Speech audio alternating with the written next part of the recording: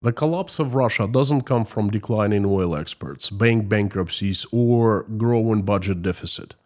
It doesn't come from zero investments into the future, from record high bankruptcies, from 5% of labor force vanishing in the war and emigrating.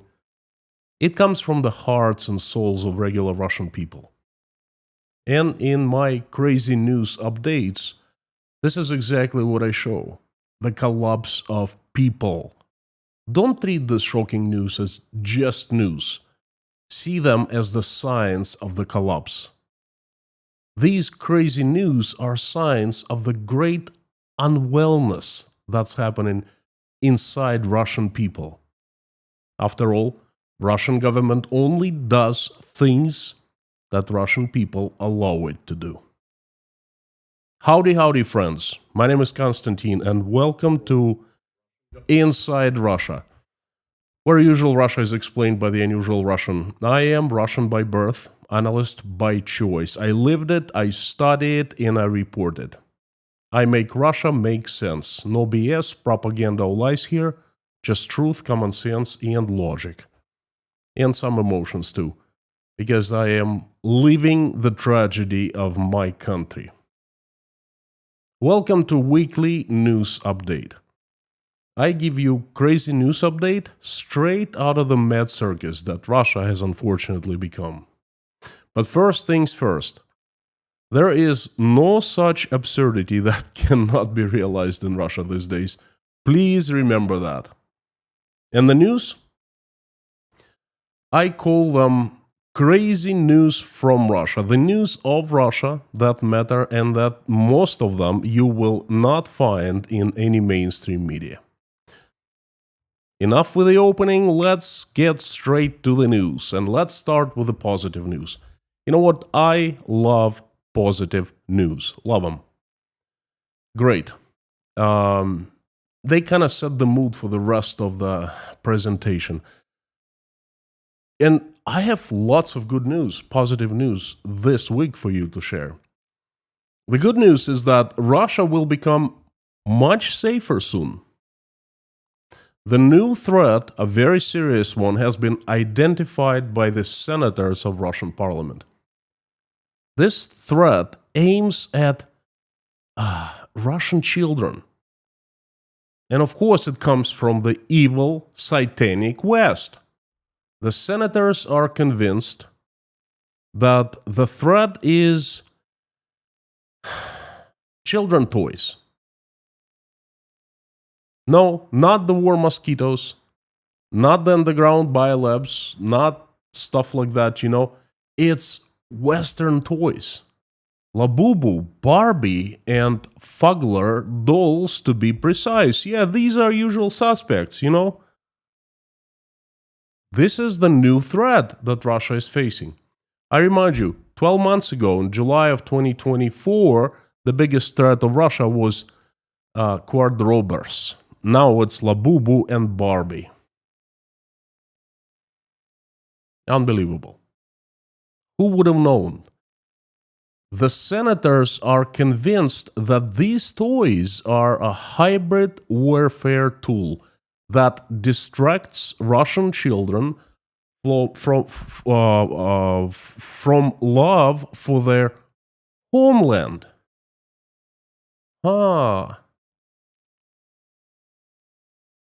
And you know what? The senators mean business. They are striking back. The amendments are already being prepared in the parliament. It is planned to introduce mandatory toy inspections, strengthen customs control, and prevent harmful dolls from entering the country. Moreover, the senators want to take it one step further. They would like to introduce GOST for toys and dolls. GOST is the standard created by the Russian state, by the government, by the special agency that regulates things. For example, there is GOST for foods, there is GOST for construction, there's GOST for machinery, and so forth. So there will be, pardon me, there will be ghost for dolls. The dolls ghost, you know? G-O-S-T, you know. Ooh, sweaty. Barbie, Monster High, Fisher Price are under scrutiny. According to the experts, they cause panic attacks in children, in Russian children, not American children. Those children of the West, you know, the satanic West, they're so used to the satanic stuff that to the Americans, to the British, you know, the Europeans, that these things don't cause any panic attacks. But Russian children are special, precious. Of course, the panic attacks. They distort the concept of traditional values. Oh my God, who would have thought? This is so treacherous from these evil people from the West. Imagine they working inside Russia through toys, through dolls, you know, through these things. Oh my God, Michael actually has a Labubu. He's a big fan.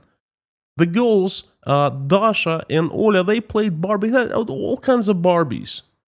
Who would have thought? I mean, what kind of father am I allowing them to play? Stitch is another favorite with Michael. Well, he doesn't have any stress. He's not, you know, distorted in any way. Interesting. So perhaps what? He's not Russian? Wow. I agree. You know, I agree. Of course, these dolls are evil. These dolls cause all this panic attacks and distort the concept. You know, they do. No, you know, attacking your neighbor and killing innocent people and your own people, that doesn't distort the reality. That doesn't cause panic attacks. Yeah, that's okay. That doesn't threaten Russian values. But Labubus and Barbies, oh, they are a big threat. The next piece of news is very positive news as well. Now, as you might have heard, Russia is having problems with gasoline. 25% of entire gas and diesel fuel production has been knocked off, put offline by Ukrainian drone attacking oil refineries all over the country. They attack every single night now. 27 Russian provinces are currently experiencing big gas shortages, and at least one province has introduced rationings. And it's going to get worse, and that's what I thought. But I was wrong. No problems with gas, because everything is under Russian government's control. Now, the Deputy Prime Minister and former Federal Minister of Energy, Alexander Novak, this past week assured Russian citizens that fuel market is generally stable, although there are a few problems in the system, but it's all well under control. In the short term, everything is calm. There's nothing to worry about. Good news. I like it. I actually like it very much. 25% production capacity is off in the entire country. Long gas lines at the gas pumps, rationings in different provinces, skyrocketing prices. But you see, in the language of Russian government, and it comes from the very top, it's called everything is calm. We would understand.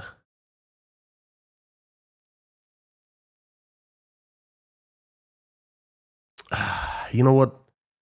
I'm trying to assess this. Everything is calm. We should understand that it takes a while to get Russian government off balance, and that actually takes huge efforts by enemies of Russia. Russian state is so resilient. You know, 25% production of fuel is off, and it's okay. Everything is under control, you know. No big deal. It's stable, generally stable. Now, what about Russian people? What about Russian people? Who cares about Russian people? States' interests are above personal interests. That's the official ideology of Russia, and the Deputy Prime Minister Novak just confirmed it one more time.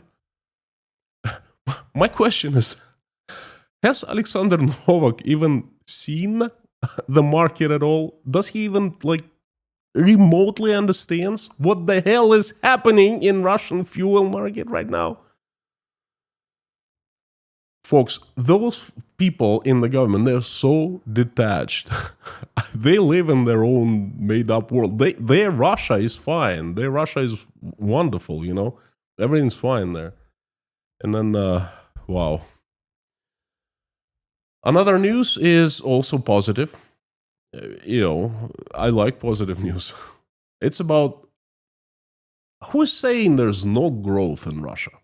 It's all decline, demise, economic tsunami. I do that sometimes, But hey, I'm off sometimes because there's total growth in Russia. Russia is growing like crazy. Now, the budget deficit is growing, the gasoline shortage is growing, the number of enemies around Russia and the foreign agents inside Russia is growing. Losses in the special military operation, that's what they call the war in Russia, are growing. The number of bans, restrictions, and fines for Russian people is growing. War expenses are growing like crazy. Prices are growing. Taxes are growing. You see so much of growth. I am proud to second Vladimir Putin's press secretary who says everything is going according to the plan. It sure does. Everything is growing. The plan might have been created in China, but hey, it's the plan, and everything is going according to the plan. Another news is about, okay.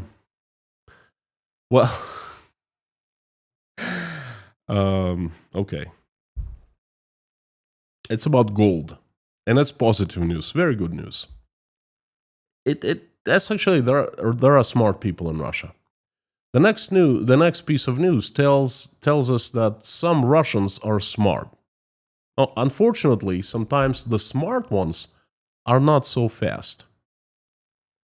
I would like to introduce you to a very nice guy. His name is Sergei Les, former head of Krymsky district of Krasnodar province. Well, in Russia, districts are like counties in the United States. So, for the simplicity's sake, let's call it not district but county. Krymsky County.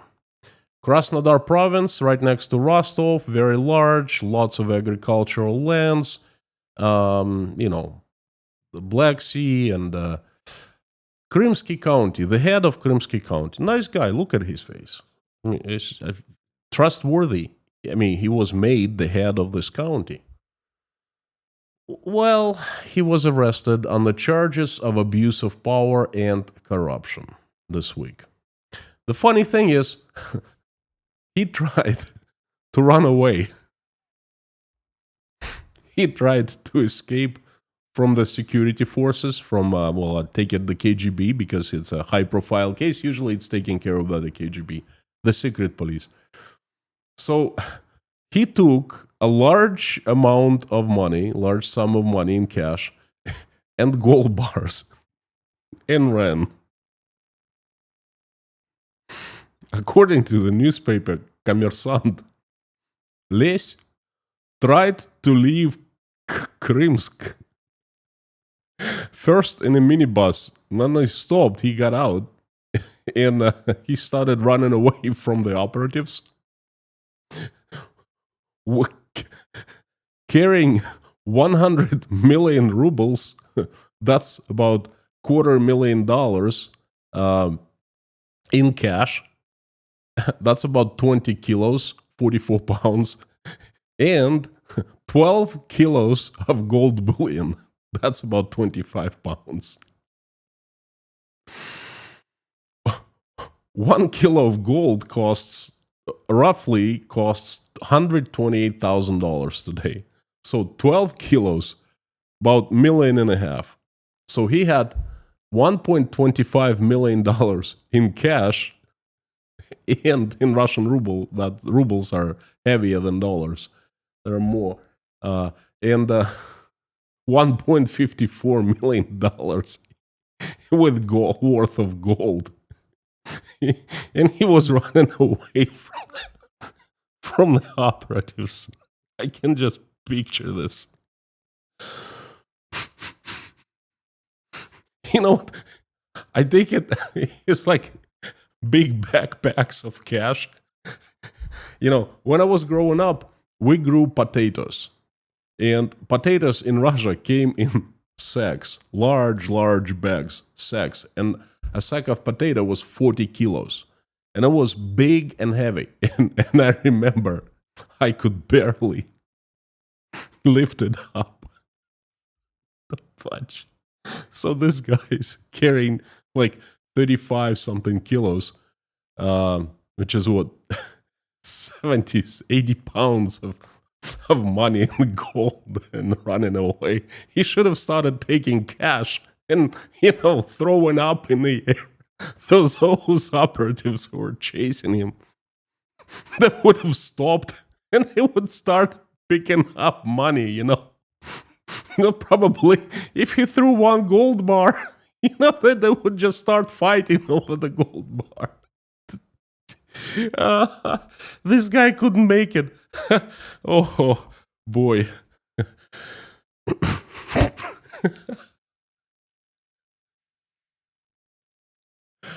Oh, but it gets better. Wait. It's not over yet. Okay. Let's find out. How long did he... $2.5 million, right? Oh, more than that. So let's find out how long did it take for Les to acquire, I can't really say he was making, he was acquiring $2.5 million. For how long was Sergei Les the head of Krymsk district county? The Krymsk county's population is 130,000 people. Not too big. $2.5 million in cash. How long did he have to be the head to get that money? Small county, for Russia's size, it's nothing. Well, Sergei Les was the head of Krymsk county for 3 months, from January to March of 2024.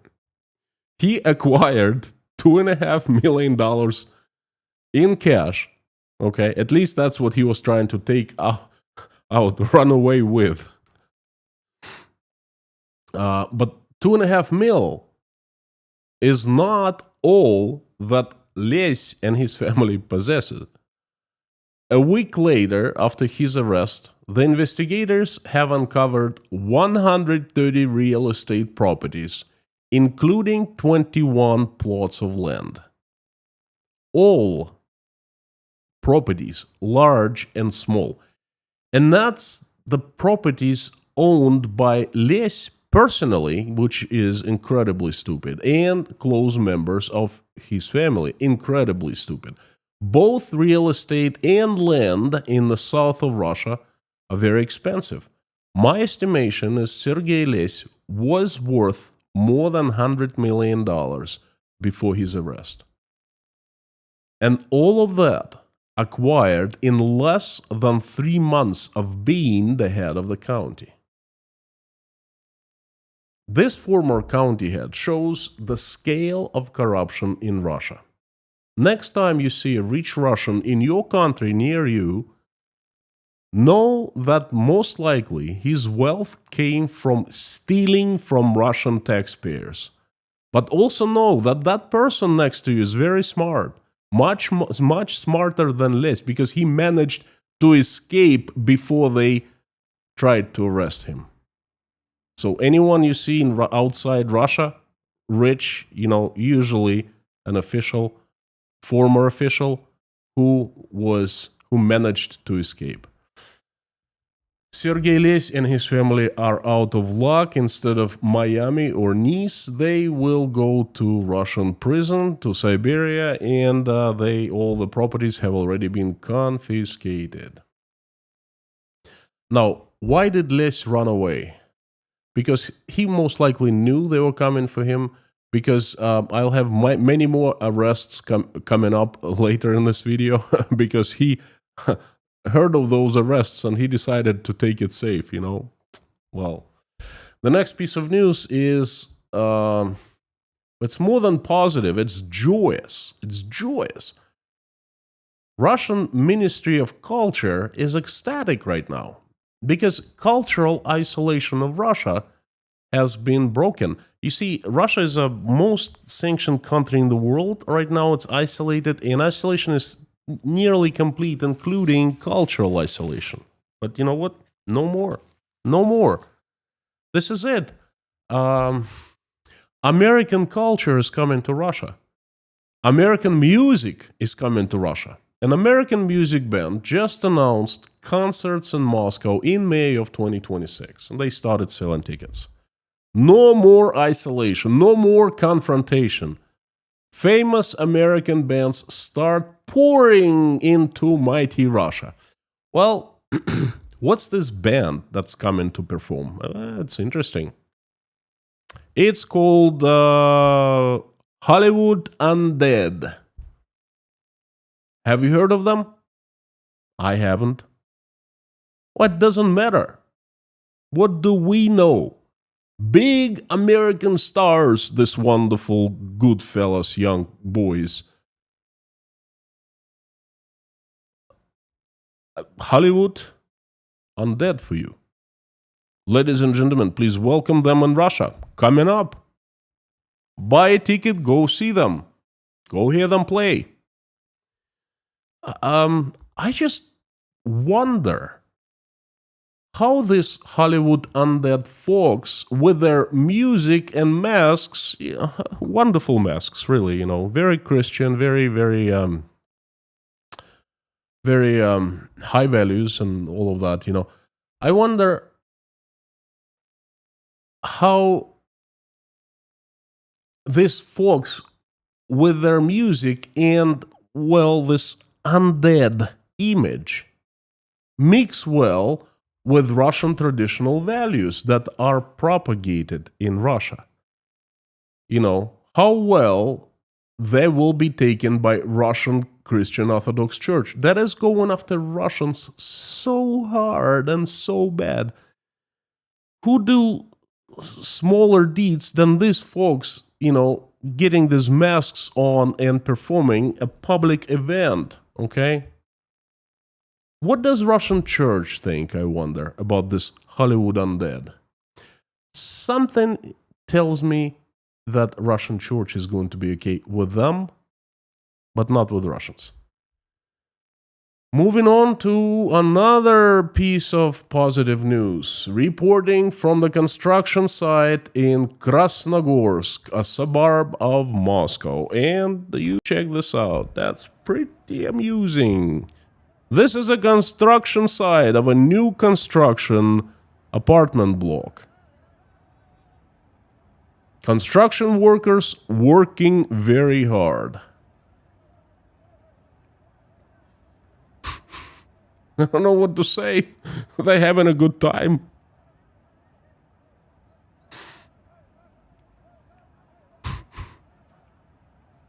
Nice. I like it.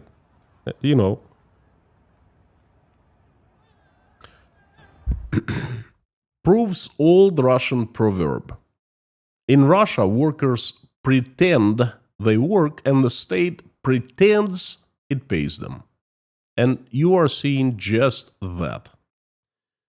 Now, before moving to the next piece of news, I want to thank you, those of you who bought me coffees at buymecoffee.com, those who supported through PayPal, Patreon, those who liked, commented, watched, subscribed, sent messages, prayed along with me, and sent love.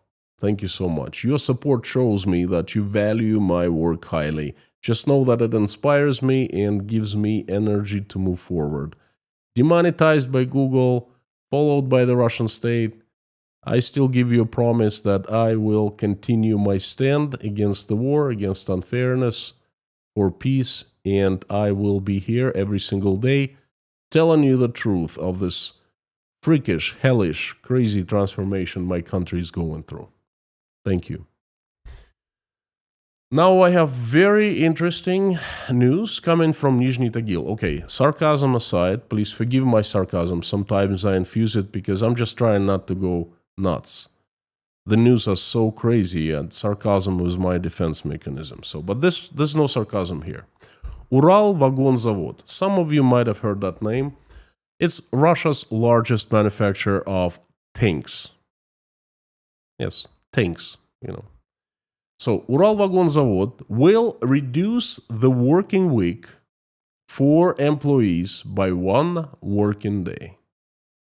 Even though this measure concerns only the employees producing civil products, not tanks, this is a very disturbing indicator for Ural Vagon Zavod. This deserves a lot more time, and I will discuss that in details in day after tomorrow on Wednesday in my live stream called Russian Economy Weekly Review. I'll be talking exclusively of the economy and the transformation that have been taken place in the last week and in general about the state of Russian economy. So please stay tuned. And the next piece of news is, it's actually amusing. Gazprom, Russia's monopoly, state monopoly for extracting and selling natural gas. Gazprom CEO Alexei Miller, a very close friend of Putin, his associate, let's put it this way. So Alexei Miller threatened Russians with unusually cold winter coming.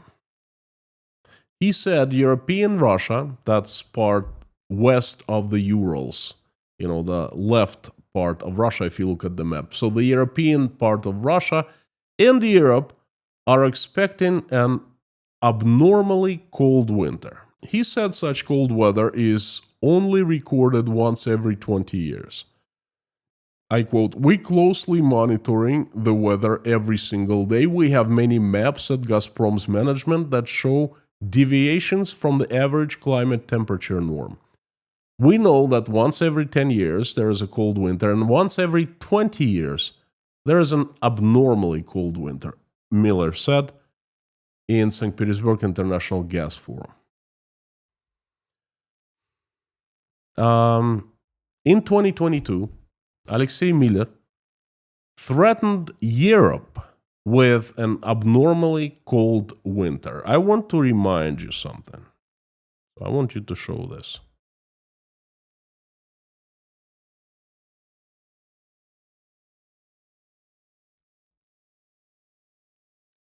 Oops. This is the commercial that was aired all over Russian TV channels back in the fall of 2022. This was the message to Europe. Now you're not buying our gas, natural gas.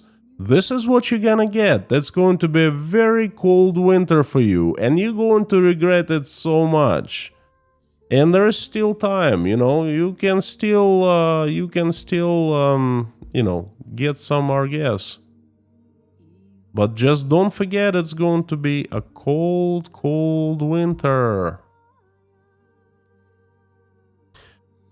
This commercial is a part of informational warfare of Russia, okay? And it was aimed, of course, not at the European politicians, but at European people. You see how Russia shuts off gas in European wonderful cities, Paris and others. They just freeze. Cold covers them, and this is it. Life dies off. This is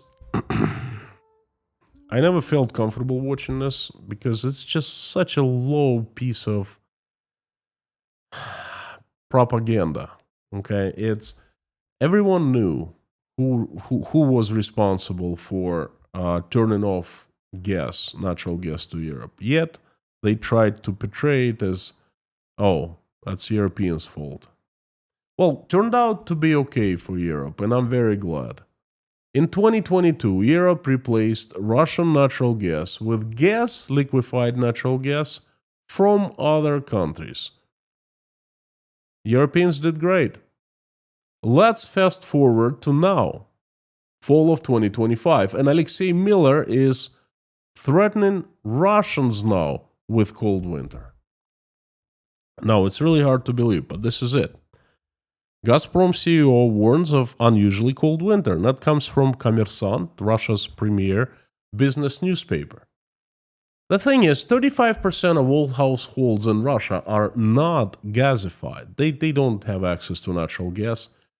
People use coal and firewood and sometimes electricity, but that's too expensive usually, to keep them warm, and Miller dares to threaten them.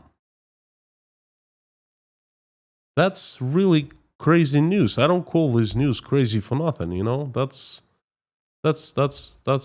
really crazy. And by the way, yes, I also believe that it'll be a very cold winter, and I expect multiple power plant failures in Russia. Therefore, no electricity and heat for millions of Russians. And I will keep updating of that and other breaking news from Russia in Patreon account of Inside Russia every single day. 9 news a day. I find significant news. I post them along with my analysis and commentaries. If you want to keep up with breaking news, consider becoming a patron. I will place the links in the video description and in the pinned comment below. The next news is amusing. Well, kind of, sort of. Dark humor. How about that? I'm going to be talking about arrests. There are a few arrests, and I'm going to update you on there's a crackdown on Russian elites, well, officials. You can call them elites, whatever. The Russian rich, okay, who work for the government and who don't. Doesn't matter anymore. So arrests are coming like a wave. Now, the first arrest, I'll tell you, is Yuri Namliev, the head of Luga District Administration, was detained today, just a few hours ago. He is suspected of receiving a bribe, and this information is important because it shows that the wave continues.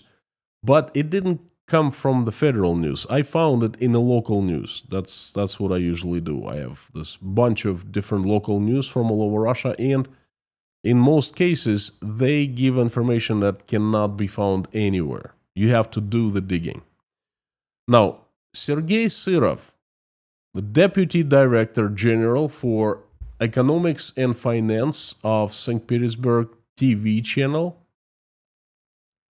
this guy right here,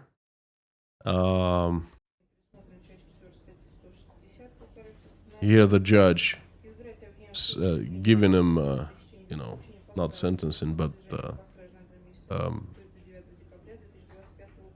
sending him to prison for the length of the investigation. So he went to jail until December 10th. According to the authorities and the media reports, a criminal case was opened against this guy. The New Media Foundation, it's a charity foundation, received a contract to run channel's social networks. Part of the funds was also transferred to Charitable Foundation for Family and Children Culture under the leadership of Yelena Nikitina's husband, Sergei Kozhakar. Okay, that's one of the associates of the fella who was arrested. The social media services mentioned in the reports were not provided. According to the preliminary data, about $250,000 were stolen from the budget because Russian budget was covering these expenses. Well, that's the usual story. It's a usual case. It didn't surprise me much. Now, there's a more amusing news. Alexander Fenev, the former Minister of Energy and Housing in Perm province, was caught stealing groceries from supermarket. Bread. According to media reports, the ex-official took some foods from the shelves, including bread, then picked up a pre-ordered order at the store and the counter and only paid for that. And he didn't pay for the groceries. And he did it deliberately, and now he was caught red-handed. Now he's facing up to 2 years in prison. Yeah, I just wanted to show you that what nice people work or worked as Russian officials. Okay, that's like the best of the best, really, the cream of the crop. But it gets much better. The biggest case of the week is Viktor Momotov, the former judge of the Supreme Court and the chairman of the Council of Judges of Russia. So basically, judges are independent, but they form a council, and they all members of this council. And this guy, Viktor Momotov, was the chairman of the council. He was the most respected judge, I guess the most qualified, the most experienced. You know, the best. I mean, who else makes it to the chairman of the Council of Judges of Russia, right? Well, Viktor Momotov was detained and charged with covering up and providing protection to the activities of prostitutes.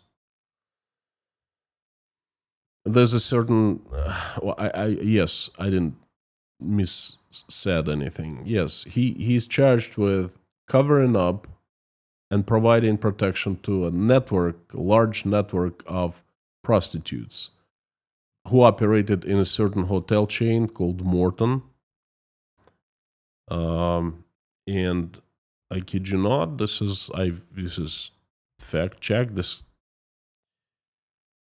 official news. It's RIA Novosti. It's Russia's largest propaganda, second largest after TASS. According to RIA Novosti, the prosecutor in Ostankino court of Moscow asked to make this trial public. Usually, it's very unusual because trials of such caliber there are closed in Russia. The prosecutor accused Momotov, I quote, Momotov decided to use his status and immunity to cover up his assets and criminal involvement. There was something to cover up. And those were not just hotels that he owned, but also illegal activities, namely the provision of sex services, hourly rooms, and saunas. I unquote the representative of prosecutor's office. That's like the biggest judge of the Supreme Court, the chairman on the Council of Judges of Russia. So he had a network of hotels, and he was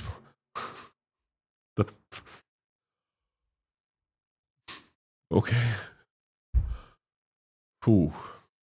Now, as I said, the prosecutor demanded that Momotov's asset to be seized, and they estimate the assets that this former Supreme Court judge accumulated amount to 9 billion rubles, which is roughly $110 million.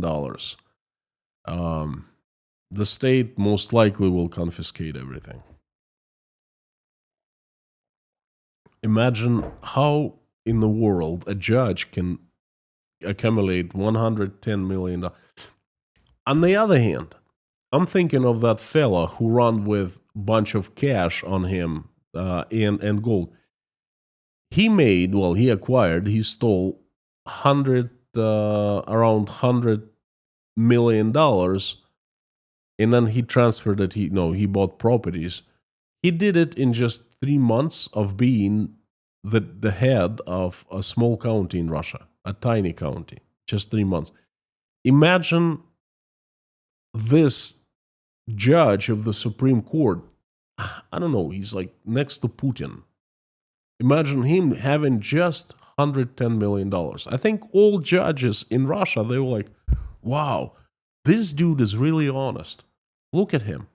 He's only got like 100 mil, which is like pocket change, Any head of smallest tiny county makes that in like 3 months.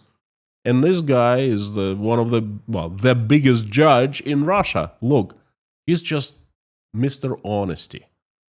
I think that's what the kind of reputation he had among other judges. Now, I never heard of Supreme Court, of this council of judges of the Supreme Court, and I've never heard of Judge Momotov. So I decided to investigate a little bit, just to dig a little bit on him. Check this out. Former Supreme Court Judge Viktor Momotov was appointed to the position of a Supreme Court judge without any work experience. He did not work in courts for 1 day prior to be appointed as the Supreme Court judge.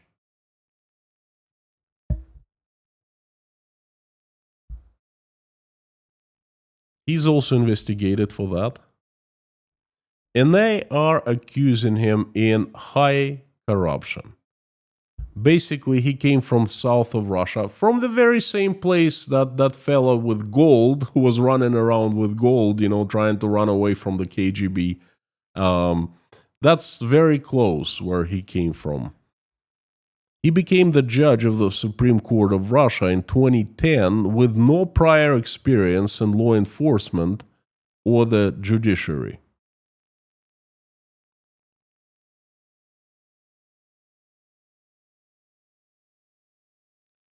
So one of the mafia bosses, Alexander Chernov, former chairman of Krasnodar Regional Court, patronaged at the Supreme Court level through Momotov. First, Chernov installed this judge as a Supreme Court judge, and then he did his business through this judge. This is, by the way, not being reported in Russian federal news.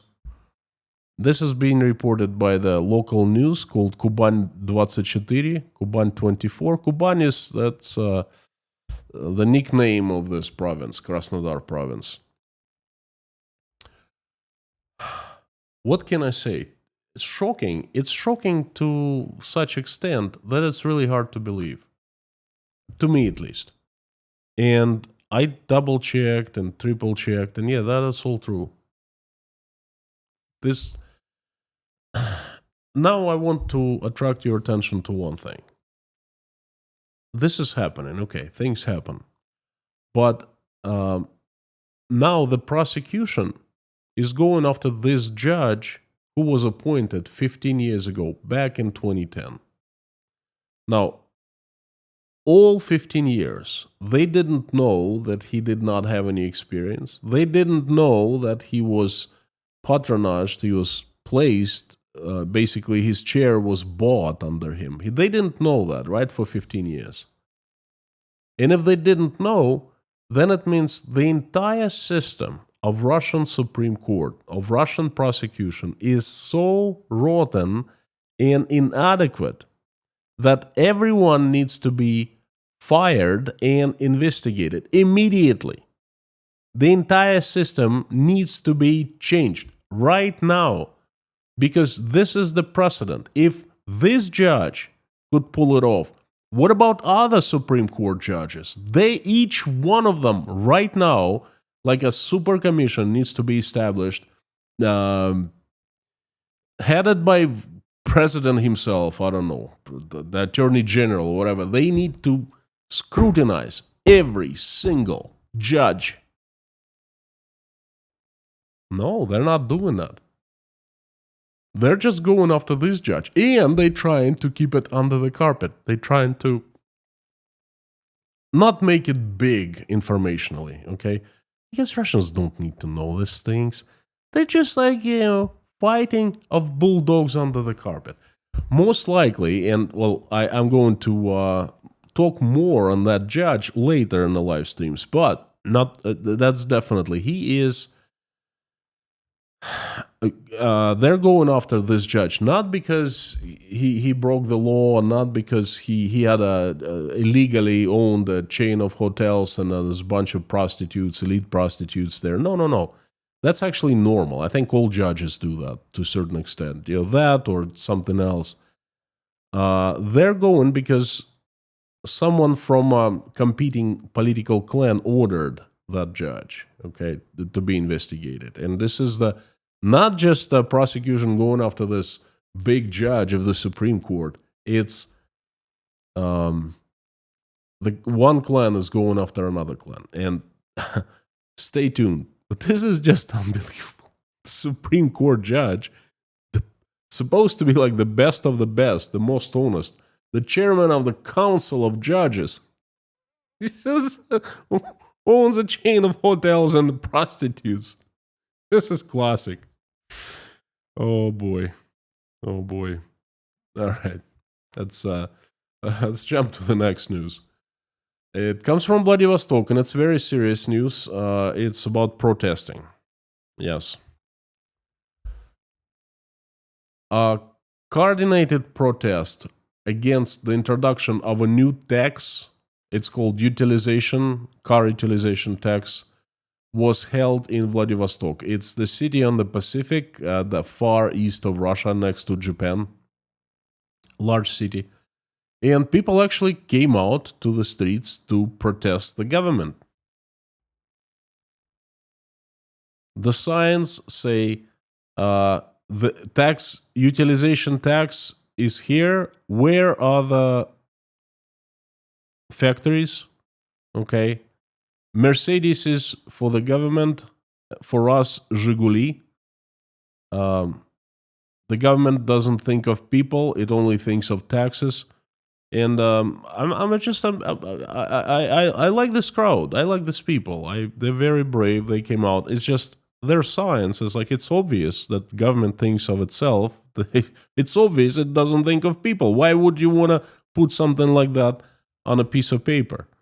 It's obvious they are riding in Mercedeses, and it's obvious you are stuck with Russian cars, and you're lucky to be with Russian cars because they're going to cost too much, okay? Now, why in Vladivostok these people came out? Because they have access to cheap Japanese second-hand cars, really cheap. And now those cheap Japanese cars coming from Japan, they're not going to be cheap any longer because this new tax that is being introduced November 1st in 2 weeks, it's prohibitive tax. The Russian state doesn't like Russian people to own many cars. So they make it extremely expensive to own them.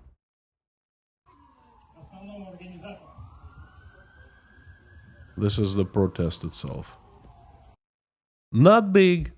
Reports that these small protests were, first of all, coordinated, and they were allowed by the local authorities, which is very unusual for the western part of Russia. But in the eastern part, they have different laws, I guess. Well, not laws. The laws are the same, but they have different attitude towards, letting people protest. This, I tell you, this wouldn't fly in the western part. In Rostov and Moscow, I was at protests. I know how the cops deal with protesters, and they would never allow protests like that in the first place. Now, the reports are saying that about 500 people gathered for the rally over the last weekend, and that is a very interesting sign. Last week I made a live stream about protesting growing in Russia. That's another protest. So far, I've heard of 4. This is the 4th. Vladivostok joined the suit. And the protests are not political because as soon as one word about political issues is said, this is it. These people would be claimed extremists, terrorists, and foreign agents acting on behalf of Labubu and things like that, and then that'd be taken care of. Immediately arrested, sentenced. So these people are protesting against some economic policies, which is totally understandable. Russian economy is going to hell. Again, please come back to watch my Wednesday live stream, and that's going to be solely about the economy. I do it every single week. Every episode airs on Wednesday. It's called Russian Economic Weekly Review, and I'm going to discuss this text as well. So anyway, very interesting, something I'm going to be watching very closely, and I'm going to be sharing the information with you, of course, here and at Patreon. So please, again, consider becoming Patreon. If you haven't considered yet, consider. Another interesting news that came from Russia this week is a hugely important news. It is banning international travel. This topic is so huge, so important, that I will just briefly touch it here. I'll tell you what happened. And in the future, I will be covering that extensively because it's huge in my eyes. I've said before that I still consider Russian people free. Despite freedom burning in Russia, like just on every kind of freedom burning, people still have one absolute fundamental freedom: to leave the country at will. In the USSR, we didn't have that. I will call Russia an unfree country when Russian people will lose that freedom to leave Russia at will. The Russian government hates that people still can leave. We left 3 million people 3 million of us in 2022. And in 2023, we continued leaving. And the state is still mad about that. There's not much they could do, but they're trying to get to us one way or another. Well, they've been trying to make stricter laws, regulations, piece by piece. They're trying to close the country, okay? Stepping stones, boiling the frog strategy, small tiny pieces. In the last week, a major milestone happened, major. For the first time, hadn't happened before. For the first time, the idea of international travel ban for all Russian citizens have been introduced. Before, it was just only for those who owe to banks, owe child support, and who have been summoned to Russian army and hiding somehow. These 3 categories of people cannot leave. And of course, those who are forbidden to leave by Russian court. So these categories. Now they're trying to introduce, they started discussing introduction of the blanket ban. All Russian citizens. The chairman of the Veterans of Russia public movement, whoever he is, whatever this movement is, I never heard of it before, Ildar Ryzapov, proposed a temporary ban, temporary, of course, for Russian people's safety, temporary ban forbidding Russians to freely visit NATO countries. Now, there's more details, but I'm going to be discussing, this is one of the big things, okay? Tiny first step that opened wide public discussion. This is how they work. This is Overton window in action, happening in front of our eyes. And by the way, have you heard of the Overton window concept? Please let me know down below in the comments. If you have, I really would like to know, because this is like very advanced stuff, of controlling the masses. The Overton window. Anyway, this news is big, big, big. I will discuss it more. Please stand by. Well, stand tuned. We need more time for that, because this is not just the news. This is discussion. The next news is uplifting. I gotta tell you, I like Moscow. I lived in Moscow for about 18 years on and off. The city is great. It's safe, clean, very advanced, state-of-the-art technology. I mean it. No sarcasm. No, not on this piece of news. Moscow has always historically stood out from the rest of Russia. It's like, we can consider Moscow the shining city on top of the hill of Russia, okay? Why? Moscow is the center of Tsar's power and Tsar's residence. Historically, it has been. Tsars need to be safe and secure. If a coup happens, it happens in Moscow. It doesn't happen anywhere else in Russia. In Moscow, as long as the Tsar is safe, things are all right.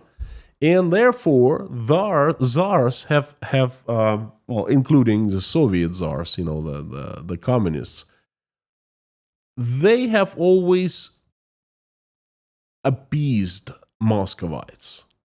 They've provided plenty of high-paying jobs, always plenty of food, even in the USSR. When we didn't have food, Moscow had plenty. I tried bananas for the first time in Moscow. When I saw them at store, I didn't even understand what they were. I had to ask the food seller. So Moscow has clean and safe streets. Literally, there's zero street crimes there. Excellent public transportation. Moscow is the best Russia has to offer, really. In Russia, we had a saying, Moscow is not Russia. Moscow is Moscow, a separate country. And it's still the case, more than ever. Look at this. This boy is riding a wonderful bus in Moscow. One of the windows is a flat screen TV right here with a live picture. It basically is showing what's going on outside the window, only not through glass. Check this out.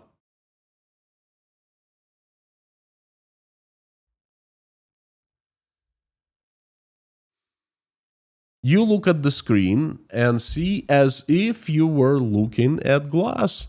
Pretty neat. I like it. I remember these buses. I used to take them. They're pleasant, not too many people, and they were free for us because we had 3 kids for children, for families with multiple children. Free parking in Moscow, free buses. I tell you, it's convenient, okay? But at the same time, I want to remind you that Russian cities, pretty much all of them, are going through the worst public transportation crisis Russia has ever seen. It's caused by the lack of federal money. I'll just give you 2 examples.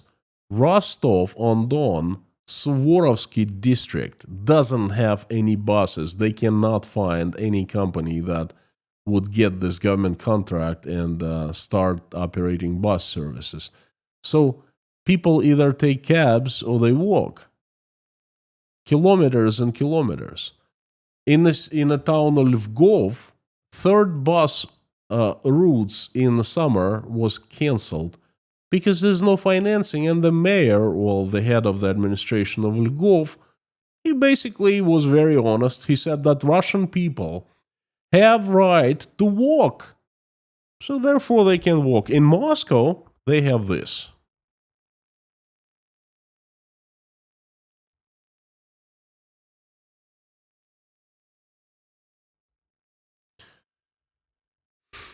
Live screen instead of usual glass window. Welcome to Putin's Russia 2025, the land of inequality. The next news is sort of international, but Russian. Serbia, a wonderful European country, very good attitude towards Russia because Russia has always backed up Serbia historically. So Serbia has provided financial humanitarian aid to Kursk province in the amount of 472 million rubles. That's around $5.5 million. Now, Kursk province was occupied by the Ukrainian forces, well, a part of Kursk province to be precise, for a little less than a year.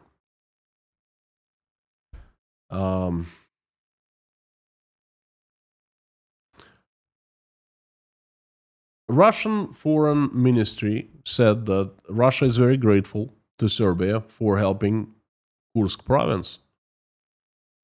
And I was thinking, well, this is great. The Serbs, fantastic, But funny how it works.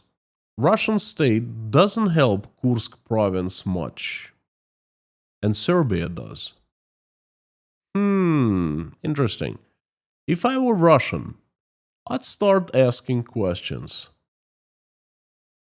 But hey, what do I know? I'm just guy behind the camera. Okie dokie. Before we move to the last news, and the most important news of the week, in my opinion, I would like to ask you a favor, or actually a couple favors. If you haven't subscribed to this channel, please do, because every single day I provide interesting information.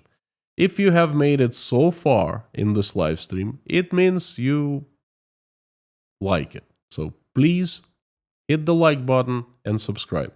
Do it now. In return, I promise you, I will work very hard to come up with information that so you find it interesting and educational.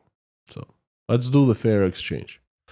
And then please let me know what you think of today's news selection. Pick 3 news you like the most and let me know down in the comments which ones. Perhaps you didn't like something, then let me know. That helps me to finesse my next selection. I'm trying to evolve at selecting the news. Thank you so very much. I appreciate that. And the last news, but not least, the main one actually, it's not least, it's the biggest. Russia finally took responsibility for shooting down Azerbaijan Airlines Flight 8243, J2-8243, AHY-8243. Embraer 190 flying from Baku to Grozny, the capital of Chechnya. Let me briefly remind you. On December 25th, 2024, this is what happened. The jet was hit by a Russian air defense missile near Grozny during anti-drone activity. It was not shot fatally, so it was still flying. So it diverted. It asked to be landed in a nearby airport, as Grozny airport was closed at the time because of the drone attack. And there are plenty of airports near Grozny. And the Russian state didn't want anyone to know that they shot down the passenger plane. So they forbade that plane, Flight 8243, to land on Russian territory. And they diverted it back to Azerbaijan. So the plane turned around and being hit, losing power and all, it was flying over the Caspian Sea. I guess the plan was for the plane to fall into the sea so no one would know what happened to it. Okay, so, but it crash landed near Aktau, Kazakhstan, killing 38 and 29 people survived. Russia was not admitting it shot down the plane, basically saying the plane malfunctioned and crashed by itself. That caused a major rift in Russian-Azerbaijan relations. Azerbaijan President Aliyev was absolutely furious with Putin and Russia, and all the Azerbaijanians were. The President Aliyev threatened to take Russia to the international court, then started disrupting the trade routes for Russia. Southern trade routes, they go through, some of them go through Azerbaijan. Then he supplied Ukraine with fighter jets. Then he held public negotiations with Ukraine, expressing support for Ukraine. Russia started cracking down ethnic Azerbaijanians living in Russia, and there's plenty. Azerbaijan responded accordingly, and the situation, the culmination of this point was that at the international summit in China in the beginning of September, Putin and Aliyev, two presidents, ran into each other, and they formally shook hands briefly and didn't even look at each other. Okay, that was it. The worst relationship Russia and Azerbaijan have ever seen in their lives. Histories, really. Russia was denying its fault vigorously, publicly. All in TV saying Azerbaijanians lying. Aliyev lying. We did not shoot the plane. Something went wrong. Well, something. We don't know. Well, that changed. Putin visited the Central Asian Summit in Dushanbe this past week and acknowledged Russia's responsibility for the crash of Flight 8243, Azerbaijani Airlines, Azal. He met with Azerbaijani President Aliyev, and this is what happened, and I want you to see it. And Putin right now making excuses of what happened, explaining what happened. And I want you to see not so much what he's saying, I'm going to tell you a little bit later. I want you to see his posture. I want you to see how his body language, how he's moving, how he's sitting, where he's looking. And I want you to see the Azerbaijani president.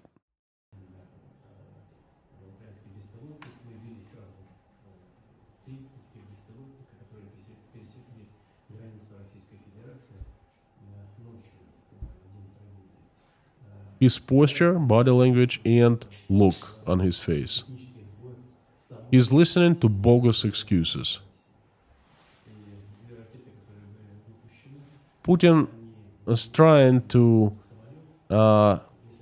get out of the situation as much as he can. But what can he do? Huh? How about that? And Putin. Putin's explanation was lousy. He tried to explain a rocket blew up next to the plane. It didn't hit the plane, but, a few meters before the plane, it self-liquidated. Well, I don't know how Putin could say that, because that's exactly how air defense missiles work. They don't hit the target. They blow up right in front of the target, and a cloud of different fragments, sharp fragments, fly around, and they hit the target, the plane. And that's exactly what happened, because the plane is basically the fuselage of the plane. The body has a bunch of holes, fractured.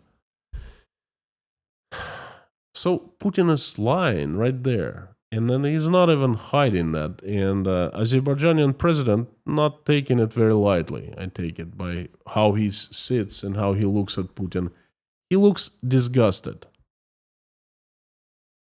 Putin also explained that 10-month delay in acknowledging responsibility for the downed Azerbaijan airline plane. He explained it by the fact that he was informed of that only the day before that meeting took place. And they just told him the causes of the disaster with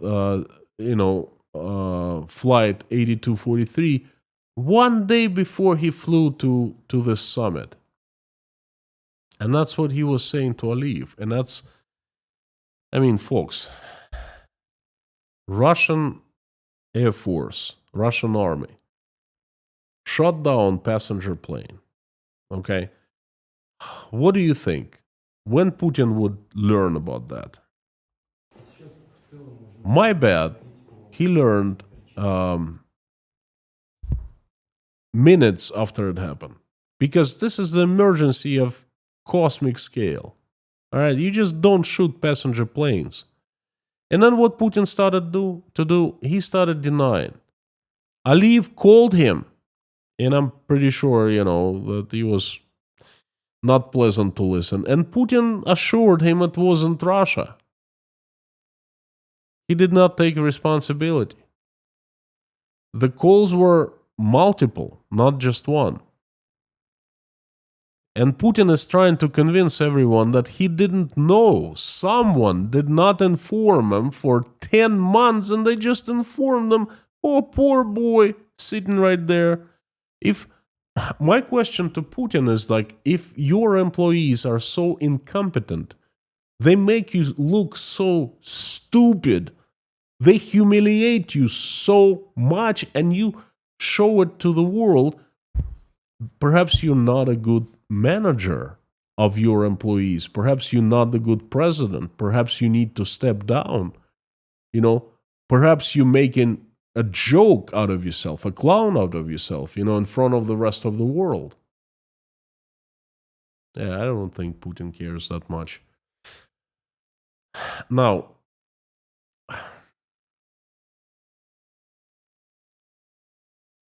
I made this news the headliner for today's report, not because Russia Putin admitted the guilt. It was obvious. We all knew all along who was responsible, okay?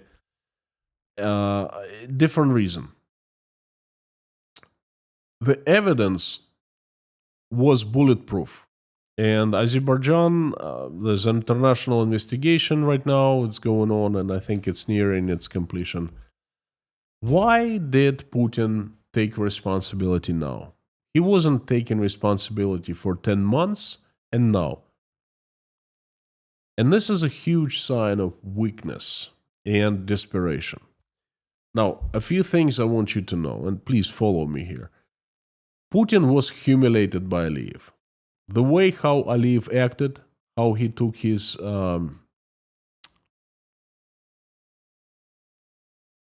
excuses, his speech, humiliating to Putin.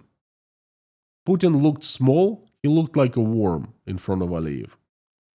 The whole thing was a humiliation, personal humiliation, and humiliation as a president. Number two, Vladimir Putin he hates to be humiliated. That's one thing that you don't ever see that happen. Happens like once in a blue moon. He's desperate. He hates to be humiliated, yet he humiliated. He put himself into the position to be humiliated because he's cornered. He needs Azerbaijan. This situation, him taking responsibility 10 months after, shows that Putin is absolutely desperate. The reason behind Putin apologies, and again, he never apologizes to anyone. Number one, to avert the threat of international court investigation. That's something Russia doesn't need right now. Number two, to regain access to southern trade routes, and that's probably the biggest. Baku is an important trade route and energy transit node for Russia, and the deteriorating political relations started affecting trade routes. And Moscow was incredibly interested in normalizing the relations. So the routes work as intended. Number three, to normalize the relations with Turkey. Now, Turkey and Azerbaijan are closest allies. They share the same culture, the same language, the same ethnicity. It's basically one people, one populace divided by two territories. To sour relations with Azerbaijan means to sour relations with Turkey. And Putin doesn't need that. Turkey is the only country, and Erdogan is the only president in the West and in NATO that Putin somehow can discuss something. And he definitely needs Turkey desperately. For the past 10 months, nothing, for more than that, nothing's been discussed, nothing's been decided with Turkey whatsoever. Erdogan is distancing himself with Putin, from Putin, and now he's moving forward closer to the USA and Europe. Reason number 4.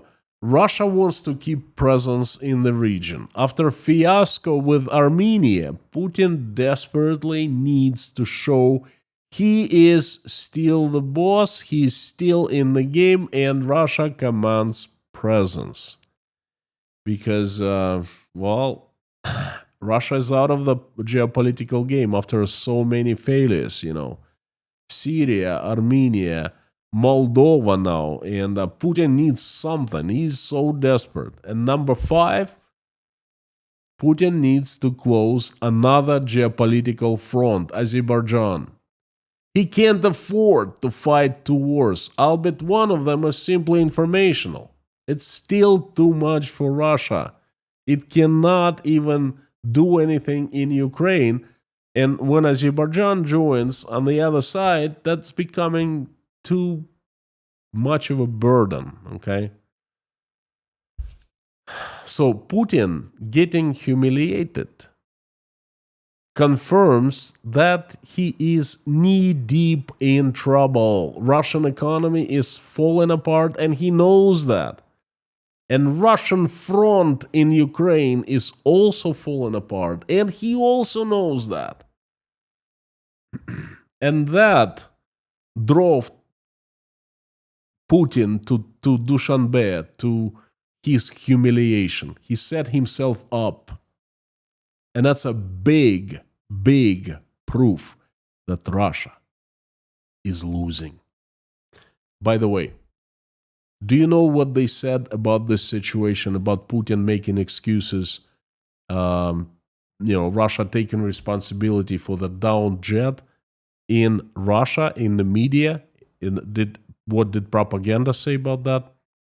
Absolutely nothing. As if it didn't happen, complete silence. That's what's going on. Thank you for watching, friends. Carthago delenda est.